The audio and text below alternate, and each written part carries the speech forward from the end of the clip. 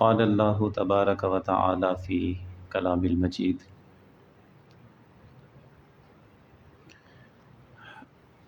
فلا وربک لا یؤمنون حتی یحکموک فیما شجر بینہم ثم لا یجدوا فی انفسہم حرجا مما قضیت۔ صدق اللہ العظیم۔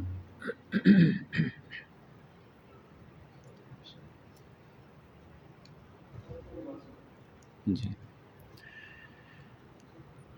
لائق صد احترام سامعین و حاضرین، آج کی اس کانفرنس کے حوالے سے آپ جانتے ہیں دو اہم موضوعات ہیں۔ ایک کا تعلق واقعہ کربلا کے حوالے سے ہے، اور جو دوسرا عنوان ہے عقیدہ ختم نبوت کے تحفظ کے حوالے سے۔ چند باتیں ہم سنتے ہیں اور سمجھتے ہیں اس حوالے سے کہ حضرت امام حسین رضی اللہ تعالیٰ عنہ اور آپ کے رفقا نے اپنی جانوں کے نذرانے پیش کر کے جو دین اسلام کی خدمت کی ہے یا اس کے تحفظ کے لیے جد و جہد کی ہے، یہ عظیم جد و جہد ہمیں کیا سبق دیتی ہے۔ گفتگو کے آغاز میں ایک حدیث طیبہ ہے، وہ سماعت کیجئے، اس کے بعد ہم اسی حدیث طیبہ سے اپنی نصیحت کے لیے، تربیت کے لیے کچھ باتیں ہیں سمجھیں گے۔ حضور سید عالم صلی اللہ علیہ وسلم نے ارشاد فرمایا، مفہوم حدیث ہے، فرمایا کہ یہ دنیا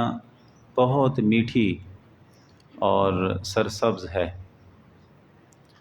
اللہ جل شانہ اس دنیا میں تمہیں ایک دوسرے کا جانشین بناتا ہے، اور جو جانشین بنتے ہیں اللہ رب العزت دنیا کے سامنے یہ اظہار فرمانا چاہتا ہے کہ وہ جانشین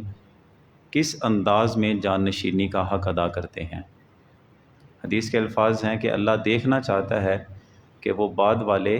یا جو جانشین بنیں گے وہ عمل کیا کرتے ہیں۔ تو ہم اہل سنہ الحمدللہ حقیقت میں اہل بیت اطہار ہوں رضوان اللہ علیہم اجمعین یا حضرات صحابہ کرام ہوں رضی اللہ عنہم، دونوں سے محبت کا دم بھرتے ہیں، اور ان کا حقیقی وارث اگر کہیں تو بحمدہ تعالی اہل سنہ ہی قرار پاتے ہیں۔ اس لحاظ سے اگر ہم واقعہ کربلا کی بات کریں تو ان کے حقیقت میں بعد والے جن کو کہا گیا جانشین، یعنی ان کے ویژن کو زندہ رکھنے والے، ان کی حقیقت میں اتباع کرنے والے اور ان کی محبت کرنے والے جو لوگ قرار پاتے ہیں وہ اہل سنہ ہے الحمدللہ۔ اب اس حیثیت سے ہماری یہ ذمہ داری بنتی ہے کہ ہم اپنے اعمال کا بھی کچھ جائزہ لیں اور یہ پرکھیں کہ ان عظیم قربانیوں کا جو اصل مقصد تھا، اور خاص طور پہ حضرت امام علی مقام رضی اللہ تعالیٰ عنہ علیہ السلام آپ کا ویژن کیا تھا، تاکہ جہاں کہیں ہم دیکھیں کہ ہماری ڈائریکشن کسی اور طرف ہے، ہماری ترجیحات اگر کسی اور طرف جا رہی ہیں، ہم اپنے رخ حضرت امام علی مقام اور آپ کے ویژن کی طرف کر لیں۔ سب سے پہلی چیز دیکھیں اسی بارے میں، جن لوگوں نے زمانہ پایا اور جو لوگ حضرت امام علی مقام کے ساتھ تھے، سب سے پہلی ذمہ داری ان کی بنتی تھی کہ وہ ان کا ساتھ دیں، اور جو آپ کے رفقا تھے سب نے آپ کا ساتھ دیا بحمدہ تعالیٰ۔ ایسے ہوا ایک رات پہلے جب آپ نے اپنے تمام قافلے کے لوگوں سے فرما دیا تھا کہ اگر تم چاہتے ہو کہ تمہاری جان بچے تم چلے جاؤ، میں تم سے ناراض بھی نہیں ہوں، اپنی مرضی سے جانا چاہتے ہو چلے جاؤ، چراغ بجھا دیتا ہوں، کہ کسی کو کچھ دکھائی نہ دے جانے والا کون ہے، جھجک محسوس نہ ہو، شرم محسوس نہ ہو، اپنی جان بچانا چاہتے ہو چلے جاؤ، لیکن قربان جائیں موت اپنی نگاہوں کے سامنے کھڑی نظر آ رہی ہے، لیکن ان لوگوں نے حقیقت میں حق ادا کر دیا۔ اور جس وقت نعرہ تکبیر، نعرہ رسالت،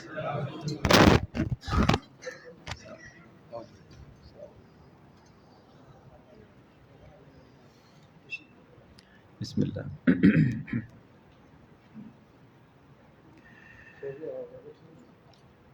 تو میں یہ بات عرض کر رہا تھا، ان لوگوں نے جو آپ کے ساتھ تھے سب سے پہلے یہ ان کی ذمہ داری تھی، اور انہوں نے اپنی ذمہ داری ادا کی، حضرت امام علی مقام رضی اللہ تعالیٰ عنہ کا ساتھ نہیں چھوڑا، جانیں دے دی ہیں، ان کا ساتھ نہیں چھوڑا۔ حضرت حر کا رضی اللہ تعالیٰ عنہ، ان کی اگر بات دیکھیں تو بڑا دلچسپ ان کا معاملہ ہے، اگرچہ وہ بھی ابن زیاد وغیرہ کے حکم سے ہی حضرت امام علی مقام کا راستہ روکنے کے لیے آیا تھا، اور عربوں کا ایک دستور تھا، ایک طریقہ کار تھا، کسی کے خلاف دعا کرنا ہوتی، کسی کو برا بھلا کہنا ہوتا تو وہ ایک جملہ کہا کرتے تھے کہ تیری ماں تجھ پہ روئے، یعنی وہ ہلاکت کی دعا ہوتی تھی۔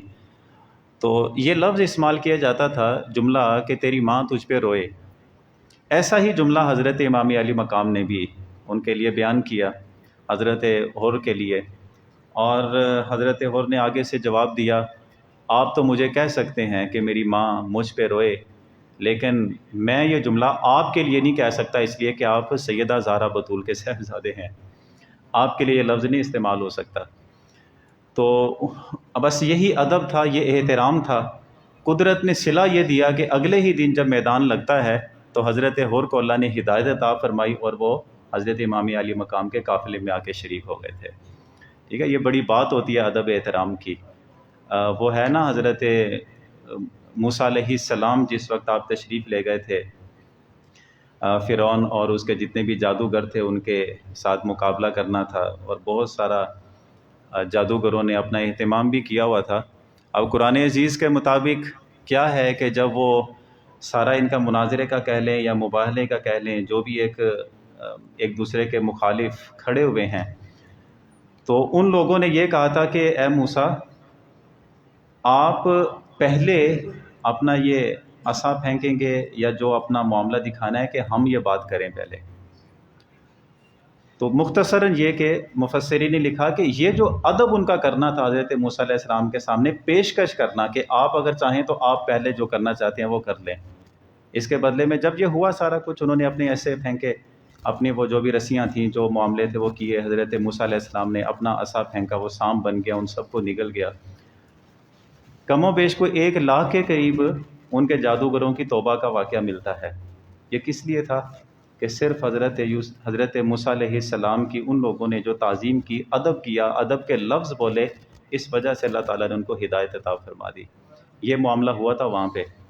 کہ جب اس نے کہا کہ آپ میرے لیے کہہ سکتے ہیں کہ میری ماں مجھ پہ روئے، لیکن میں یہ لفظ آپ کے لیے نہیں کہہ سکتا، اس لیے کہ آپ زہرا بطول کے صاحبزادے ہیں،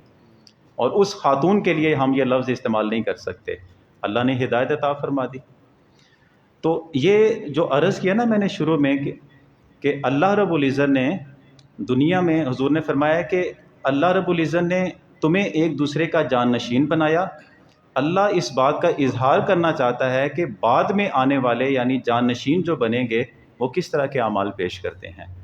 تو ہمیں اصل یہ معلوم ہونا چاہیے کہ اتنی عظیم قربانیوں کا اصل مقصد کیا تھا، اور حضرت امام علی مقام کا ویژن کیا تھا۔ تو سنیے، چند ایک چیزیں میں آپ کے سامنے پیش کر دیتا ہوں۔ سب سے پہلی بات جو ہمیں سمجھ آتی ہے نا امام علی مقام رضی اللہ تعالیٰ عنہ علیہ السلام کی حیات طیبہ سے، وہ یہ بات سمجھ آتی ہے کہ جب آپ حق پہ ہیں نا، جب آپ حق پہ ہیں، تو حق پہ جب آپ ہیں تو پھر اس حق پہ ہوتے ہوئے کسی بھی طرح کا سمجھوتا نہیں ہو سکتا اگر آپ حق پہ ہیں۔ اور حقیقت میں جب آپ حق پہ ہیں تو کوئی سمجھوتا نہیں ہے حق بات کے اوپر۔ حق بات ہے اسی کا اظہار کرنا ہے، حق بات ہے اس پہ عمل کرنے میں کسی ملامت کرنے والے کی ملامت کا خوف نہ ہو،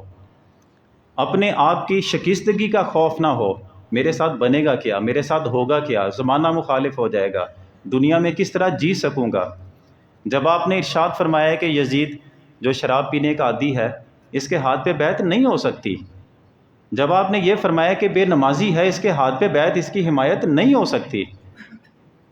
جو ہمارے بڑوں کے طرز عمل کو چھوڑ کے اپنا ایک طرز بنا چکا ہے سیاست کا، ریاست کا، اس کے ساتھ سمجھوتا نہیں ہو سکتا، اور اس طرح کی باتیں تھیں۔ مطلب یہ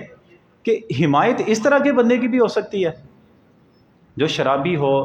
رقاصہ کا رقص دیکھنے والا ہو،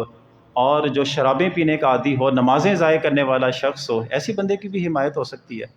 اب اس بدلے میں آپ نے بظاہر دنیا کو دیکھیں کتنا بڑا نقصان اٹھایا، لیکن یہ حقیقت میں نقصان نہیں تھا، حقیقت کی سرخ روئی یہی تھی۔ مطلب کیا ہوا کہ حق بات پہ ڈٹ جانا اور حق بات پہ ہوتے ہوئے کسی بندے کے ساتھ کسی معاملے میں کوئی سمجھوتا نہ کرنا، یہ حضرت امام علی مقام کا ویژن تھا، اور یہی سبق آپ نے رہتی دنیا کے لوگوں کو دیا ہے۔ تھوڑا سا دیکھیں ہماری زندگیوں میں جتنی زندگیاں گزار کے بیٹھی ہیں، اتنا بڑا واقعہ تو شاید ہم نے کبھی فیس نہیں کیا کہ جہاں پہ جان پہ اوپر بھی کھیلنا پڑے، لیکن آپ دیکھیں ہمارے خاندانی معاملات میں، ہمارے مارکیٹس کے اندر، ہمارے نجی محافل میں کتنی ہی مرتبہ ایسا ہوتا ہے، کبھی تو ہم تعصب کا شکار ہو جاتے ہیں، کبھی اپنے مفادات کا شکار ہو جاتے ہیں، کبھی ہم لوگ کسی کے ماتحت ہونے کی وجہ سے سمجھوتے کر جاتے ہیں۔ مطلب یہ ہے کہ آپ کی زندگی گزرے اسی ویژن پہ، حق پہ ہمیشہ قائم رہیں، اور جب کسی کی حمایت کرنی ہے تو حق کے معاملے میں ہی کسی کی حمایت کریں،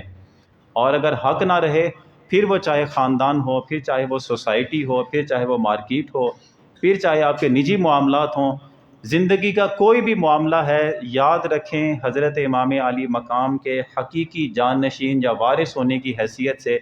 ہمارا کام بنتا ہے کہ کبھی بھی ناحق کی طرف نگاہ اٹھا کے بھی نہ دیکھیں۔ بس ایک بات یہ بڑی ایک ہمیں اس عظیم قربانیوں سے سمجھ آتی ہے، اور دوسری بات یہ سمجھ آتی ہے کہ اللہ کی راہ میں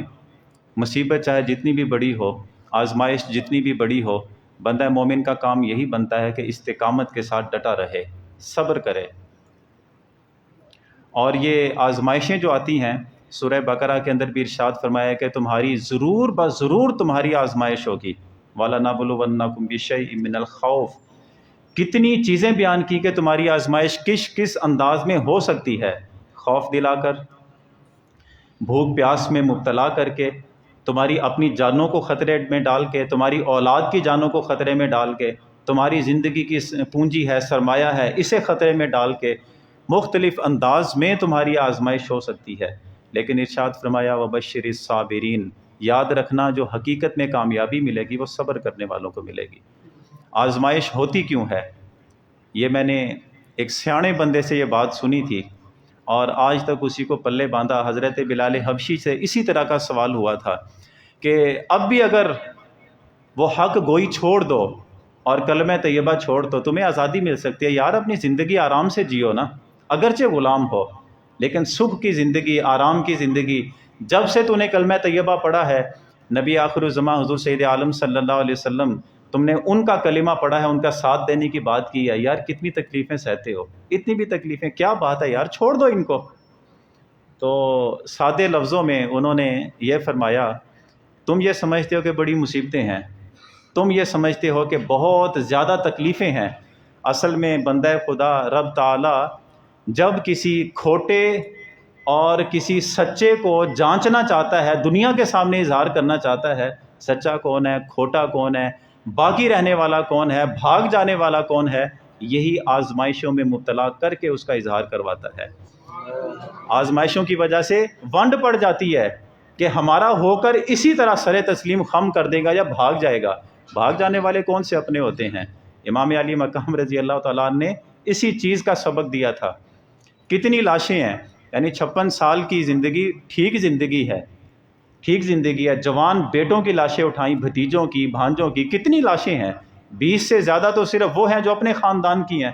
جس میں اپنے صاحبزادے بھی ہیں، پھر دیگر رفقا ہیں۔ ایک آدھی لاش دے کر بندے کا حوصلہ ٹوٹ جاتا ہے، لیکن حضرت امام علی مقام نے اس صبر کی اور استقامت کی عظیم مثال قائم کی ہے۔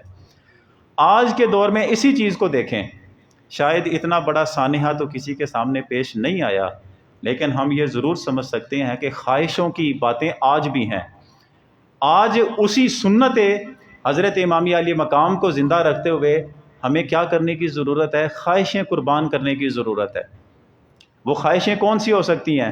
وہ خواہشیں دیکھیں کتنی خواہشیں، جہان پھیلا ہوا ہے خواہشوں کا جی۔ آپ اپنی ایجوکیشن کے معاملے میں دیکھ لیں، آپ بچوں کی شادی بیاہ کے معاملے میں دیکھ لیں، آپ گلی محلے کے فیصلوں کے معاملات میں دیکھ لیں، آپ کسی بھی سیاستدان کی طرفداری کے معاملات میں دیکھ لیں، کہاں پہ ہیں جو ہماری خواہش ہمارے سامنے نہیں ہوتی؟ صرف دنیا میں سمجھتے ہیں کہ جیسے آئے ہیں تو کبھی مرنا ہی نہیں ہے، ہمیشہ دنیا میں رہنا ہے، دنیا کے لیے ہو کر رہ گئے۔ وہ کیا حدیث طیبہ بیان کی جاتی ہے؟ مرنے سے پہلے اپنی موت قبول کرو، مرنے سے پہلے اپنی موت قبول کرو۔ یہ مرنے سے پہلے کون سا مرنا ہوتا ہے؟ یہ جو تمہاری خواہشیں ہیں ان کو قربان کرو، ان کو قربان کرو، پھر حقیقت میں جو سکھ کا سانس ملتا ہے بندے کو، حقیقت میں کامیابی تب ملتی ہے جا کے۔ تو سمجھ کے آتی ہے کہ اگر حق پہ قائم ہیں، خدا اور اس کے رسول مکرم صلی اللہ علیہ وسلم کے بتائے ہوئے طریقے کے مطابق زندگی گزار رہے ہیں، کسی بھی مصیبت کا سامنا کرنا پڑ جائے، کسی بھی مشکل کا سامنا کرنا پڑ جائے، تو دیکھیں حضرت زندگی اللہ نے دی ہے، جان اللہ کے سپرد کرنی ہے، ہم نے قیامت کے دن جا کے جواب اللہ کی بارگاہ میں دینا ہے، تو دنیا کے لیے کیوں جیتے ہیں؟ پھر دنیا کی خواہشوں کے لیے کیوں جیتے ہیں؟ ان خواہشوں کی قربانی پیش کر دینا اور صرف اللہ اور اس کے رسول کے حکم کے مطابق زندگی بسر کرنا، یہ حضرت امامیہ علی مقام نے حقیقت میں درس دیا تھا۔ اور میں گفتگو کے آخر میں ایک بار اس طرح بھی اشارہ کر دوں، موضوع اگرچہ آج کی کانفرنس کے دو ہیں، شہدائے کربلا اور ان کے جو رفقا ہیں ان کی خدمات کو خراج تحسین بھی پیش کرنا، اور دوسرا ختم نبوت کا۔ اگر آپ دونوں کو موضوعات کو ملا کے دیکھنا چاہیں تو بڑا گہرا تعلق بھی ملتا ہے واقعہ کربلا کا عقیدہ ختم نبوت کے ساتھ۔ میں نے اسی تیاری کے حوالے سے ہی آج ایک سپیچ دیکھی اور سنی مولانا مجاہد ملت حضرت عبدالستار خان نیازی صاحب کی۔ آپ نے عقیدہ ختم نبوت سیمینار میں تقریر کرتے ہوئے ایک جگہ پہ یہ ارشاد فرمایا تھا، آپ نے فرمایا کہ لوگ یہ سمجھتے ہیں کہ عقیدہ ختم نبوت کا صرف اتنا معاملہ ہے کہ مرزا غلام احمد قادیانی اور اس کے جتنے بھی گروپس ہیں سب کو کافر قرار دے دیا گیا، اب ہم سمجھ گئے کہ ہمارے عقیدے کا تحفظ ہو گیا۔ آپ نے فرمایا عقیدہ ختم نبوت کا مفہوم یہ ہے کہ جس طرح حضور سید عالم صلی اللہ علیہ وسلم کے بعد قیامت تک نبوت کی کسی بھی تشریح کے ساتھ کوئی نبی بھی دنیا میں نہیں آ سکتا، ناممکن ہے، محال ہے، یہی ہمارا عقیدہ ہے۔ حضور کے بعد کسی بھی قسم کی تشریح والا کوئی نبی نہیں ہو سکتا۔ آپ نے فرمایا کہ اسی طرح یہ سمجھ لیں حضور کے بعد جب قرآن عزیز مکمل ہو چکا، اب حضور کے بعد کوئی مذہبی کتاب نہیں ہو سکتی، حضور کے بعد کوئی کسی اور کی سنت رائج نہیں ہو سکتی، حضور کے بعد کوئی اور دنیا میں دین نافذ نہیں ہو سکتا۔ اسی طرح اگر ریاست کے نظام کو دیکھیں، ریاست کے قانون کو دیکھیں، حضور سید عالم صلی اللہ علیہ وسلم کے دیے ہوئے قانون کے بعد کوئی اور قانون دنیا میں رائج نہیں ہو سکتا۔ اس کا تعلق بھی عقیدہ ختم نبوت کے ساتھ ہے۔ اب حضرت امامیہ علی مقام کے اس عظیم قربانی کے ویژن کو، مقصد کو سمجھ کے دیکھیں، آپ کو وہاں سے بھی عقیدہ ختم نبوت کی خوشبو آئے گی۔ وہ کیسے؟ حضرت جناب صدیق اکبر کا دور خلافت، حضرت جناب فاروق اعظم کا، حضرت سیدنا عثمان غنی کا، حضرت حیدر کرار کا، حضرت امام حسن مجتبیٰ کا، یہ جتنا بھی نظام خلافت ہے یہ منہج نبوت کے مطابق ہے، منہج نبوت کے مطابق ہے، نظام چلتا رہا، سارے خوش ہیں۔ حضرت امیر معاویہ رضی اللہ تعالیٰ عنہ کا دور امارت آتا ہے، اگرچہ ایک بات ضرور ہے کہ وہ خلافت کا جو نظام تھا وہ نہیں، لیکن جو ان کا نظام سیاست تھا وہ منہج نبوت کے مطابق تھا۔ حضرت امام علی مقام نے بھی قبول کیا، سب نے قبول کیا، آپ نے تحائف بھی قبول کیے، ساتھ دیا۔ اور قسطنطنیہ کی جو جنگیں ہوئی ہیں، آپ کو یاد ہونا چاہیے کہ ان جنگوں میں حضرت امیر معاویہ کی امارت میں حضرت امام حسن مجتبیٰ اور حضرت امام حسین، یہ دونوں صاحبزادے اس جنگ میں شریک ہوئے تھے جس وقت کے امیر المومنین حضرت امیر معاویہ تھے، یعنی ان کے ماتحت چلتے رہے۔ یزید کا جب معاملہ آیا، اس نے آ کر حضور سید عالم صلی اللہ علیہ وسلم کے اس ریاست کے نظام کو بدلنے کی کوشش کی جو کہ منہج نبوت کے مطابق نہیں تھا۔ جب منہج نبوت کے مطابق نہیں تھا، سب سے پہلے تلوار حضرت امام علی مقام نے اٹھا لی، اس لیے کہ اس سے پہلے معاملہ منہج نبوت کے مطابق چلتا رہا، نظام ٹھیک تھا۔ وہ نظام جب بدلنے کی کوشش کی، حضرت امام علی مقام نے تلوار اٹھا لی۔ تو اس کا مطلب کیا ہوا کہ حضور سید عالم صلی اللہ علیہ وسلم کے دین میں بگاڑ پیدا کرنا اور حضور کے قائم کردہ ریاست کے قانون کو تبدیل کر کے اپنے نظام کو قائم کرنا، وہ کیا تھا؟ میں نے پہلے عرض کیا۔ ایسا بھی حکمران ہو سکتا ہے کہ مسجد کے اندر سے سارے جناب معاملہ اٹھا کے اپنے محل میں لے جائے، یہ کیا بات ہے؟ اس سے تو بے خوفی پیدا ہوگی۔ اور کیا ہے کہ ایسا بھی حکمران ہو سکتا ہے کہ ناچ گانے یہ جو کرنے والی عورتیں ہیں ان کی محفلیں سجا کے باقاعدہ سربراہی میں اپنے سارے دیگر لوگوں کو، یار دوستوں کو، بیلیوں سنگیوں کو لے کے ان کے ناچ گانے دیکھنے والا ہو۔ نمازوں کا وقت ہوا، اٹھ کے گھر چلا گیا، نمازوں کا اہتمام نہیں ہے۔ اس کا مطلب یہ ہوا کہ ریاست کا امیر جس وقت یہ کام کرنے لگے، یہ منہج نبوت کے مخالف ہے، تو حضرت امام علی مقام نے اسی وقت تلوار اٹھائی۔ اب ختم